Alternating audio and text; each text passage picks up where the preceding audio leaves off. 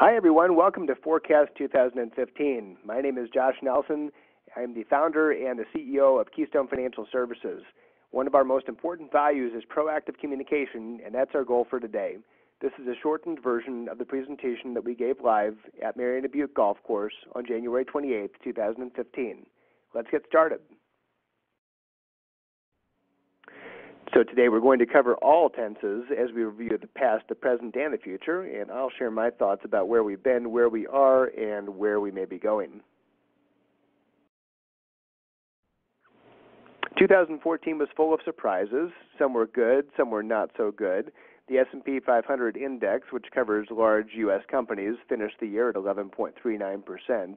Yields on 10-year treasuries, which many experts and myself believed were headed north this last year, actually finished the year yielding 2.17%, which was much lower than they were at the beginning of the year. Gold lost about 1.25%, and emerging markets down 4.63% overall. So the U.S. was also a pretty attractive option when you look at 2014 stock market returns. There were a couple of developed countries that delivered higher returns over the course of the year, but you had to look long and hard to find something better than being here in the United States. The performance of U.S. stocks measured up well when compared to other asset classes too. Strong performance in the U.S. had to do a lot with the Fed. So the Fed, or the Federal Reserve, relies on monetary policy to influence the rate of growth of the U.S. economy. If the economy is growing too fast, which can result in high inflation, the Fed may raise rates to reduce the money supply and slow down growth. Now, if the economy is growing too slow, the Fed may lower rates to expand the money supply and encourage faster growth. Now, what happened back in the financial crisis is the Fed lowered rates to zero. Now what do? Well, they started following some unconventional policies, the biggest being quantitative easing, which means that they bought a lot of government bonds, both treasuries and mortgage-backed securities, which kept interest rates artificially low here over the last few years. This program just wound up here in October, and it'll be interesting to see what happens as a result. Now, for those of you who paid attention during our last market forecast, we talked about experts and saying that rates would actually rise during the last year, and we were all wrong. The U.S. bond markets proved attractive to investors because when yields go down, prices go up, generally speaking. Because of this, the yield actually dropped during the year. Bond prices went up, which again were a big surprise. We expected bonds to lose value last year. The appeal of both U.S. stock markets and treasuries had a lot to do with what was going on in the rest of the world. Investors needed a safe place for their money, and the relative stability of the U.S. economy made U.S. markets attractive. In addition to relatively strong economic growth, U.S. stocks offered relatively low levels of volatility during 2014, a fact that was as surprising as the direction of Treasury yields during the last year. When you look at the performance of the volatility index over the longer term, or the VIX, you can see that in 2008, the economic crisis triggered a huge amount of volatility. There was another jump when the fate of the euro was in question back in 2011. And during 2014, volatility reached its lowest level since 2007, pre-financial crisis. Many attribute that low volatility to loose monetary policy and expect that volatility may increase as monetary policy tightens this year and interest rates are allowed to move higher. According to The Economist magazine, if 2013 was the year of the surprise stock market rally, and 2014 was the year of the surprise bond market rally, then 2015, unfortunately, may be the year in which volatility surprises us. So we just talked about where we've been. Let's take a look at where we are now. I've used the analogy before of this economy being a plow horse economy versus a racehorse, and that's what we're continuing to see. We're not growing very quickly. The typical family has just recovered, essentially. Wealthy Americans, people who have money in the stock market or real estate or are higher educated, tend to be in better shape. But overall, the unemployment rate really has come down substantially, down to 5.8% from a high of 10 earlier on. Also, the labor force participation rate is at its lowest level since the 1970s. Here we see unemployment and the labor force participation rate over time.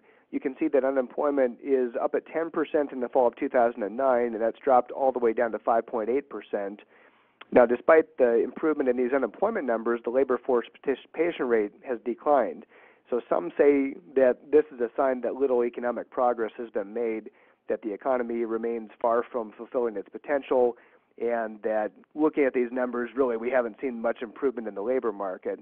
However, and I would tend to fall on this side of the argument, I think a lot of it has to do with demographics. You've got about 10,000 baby boomers a day reaching age 65, and for a lot of people, that's the trigger point where they retire, they're eligible for Medicare, and they pull out of the workforce. So that's my personal opinion. I think a lot of it is just the demographics and the fact that we've got this bulge in population that now is retiring in massive numbers.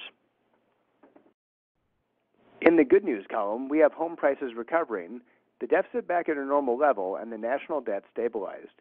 That said, the Federal Reserve, in the immortal words of Ed Sullivan, host of The Ed Sullivan Show, has become really, really big.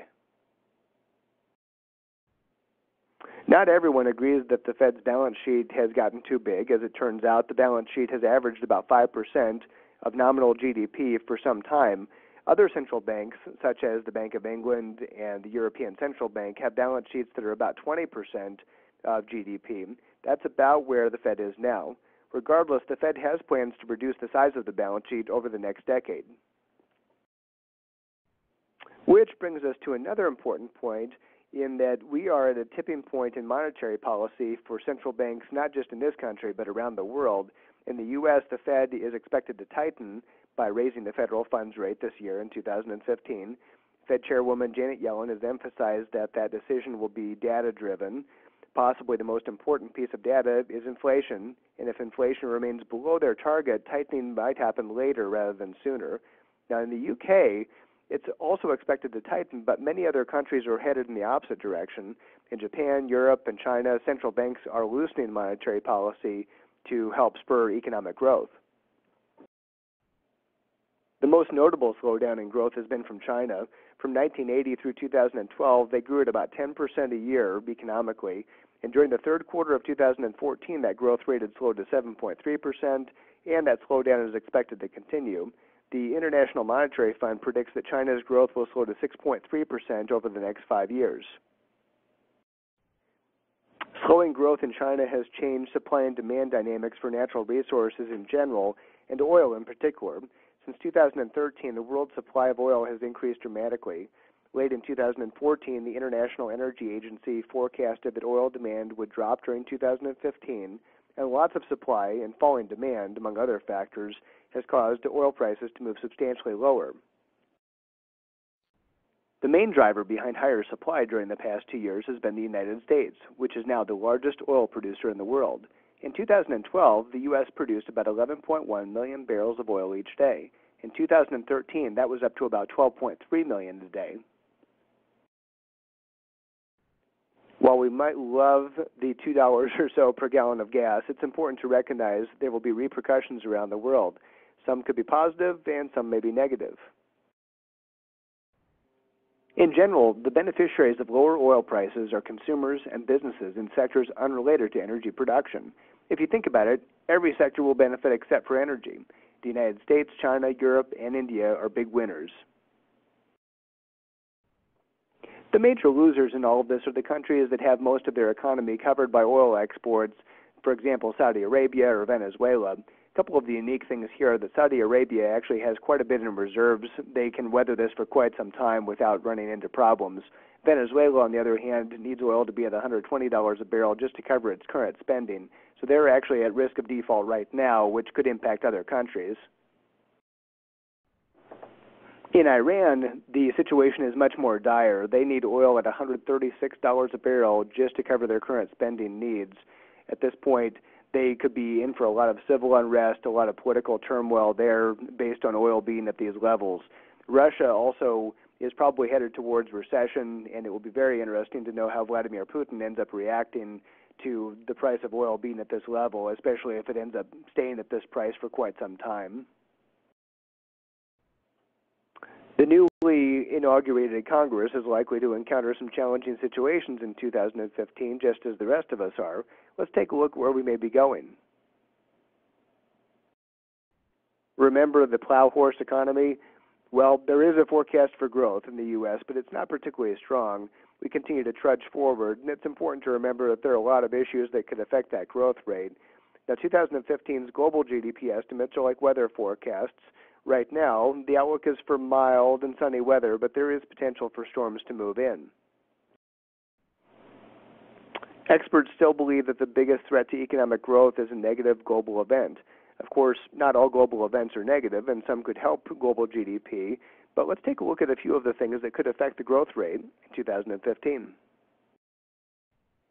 In 2015, we're looking at growth with the chance of deflation derailing economic recovery in the Eurozone. The Economist Intelligence Unit's Global Forecasting Service identified several events which could keep companies from operating at their target profitability during the year. At the top of the list was deflation in the Eurozone. Next on the economist's list was policy mistakes and a commodity price slump that would hurt emerging markets as a whole. The recent drop in oil prices has made Russia and Venezuela, whose economies are particularly dependent upon oil revenue, quite vulnerable. However, the oil price change has the potential to provide a boost to the global economy.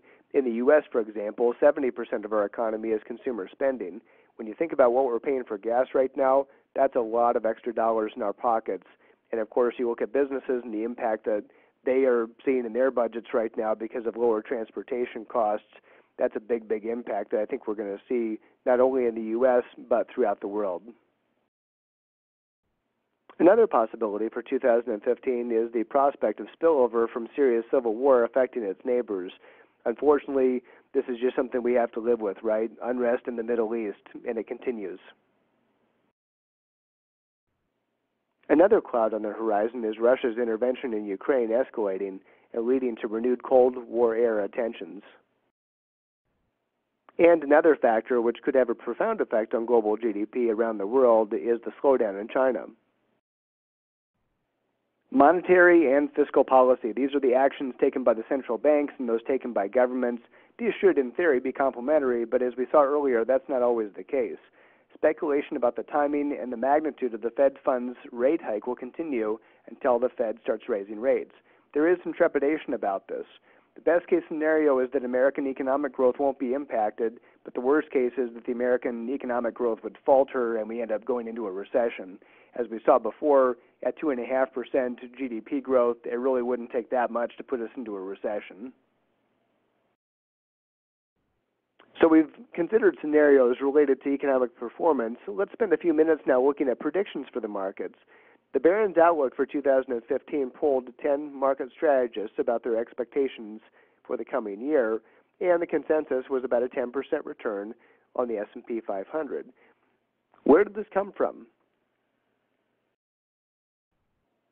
It's all about earnings. The strategists see S&P 500 earnings at 7.5% this year, which added to the 2.5% that we expect to grow as an economy would put us back at that 10% mark.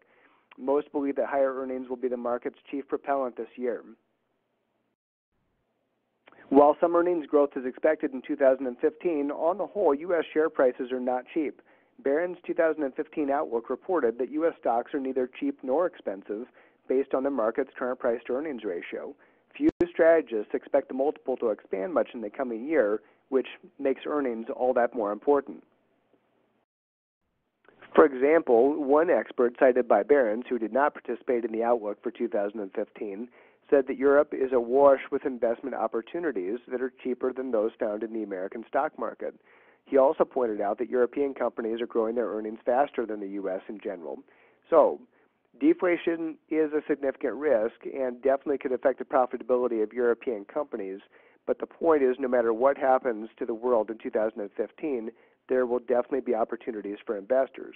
They might be in particular sectors or industries or regions, and they'll have risks that you need to understand before deciding to invest, but there is always an opportunity somewhere. We've spent a lot of time discussing the outlook for the market and the economy, and it's just as important for us to know how your lives could be changing in the coming year. Maybe there's a marriage or a new grandchild on the way. Maybe an illness has cast a shadow on your house. No matter what's happening, life changes play an important role in determining the financial strategies which will be right for you. I can assure you that no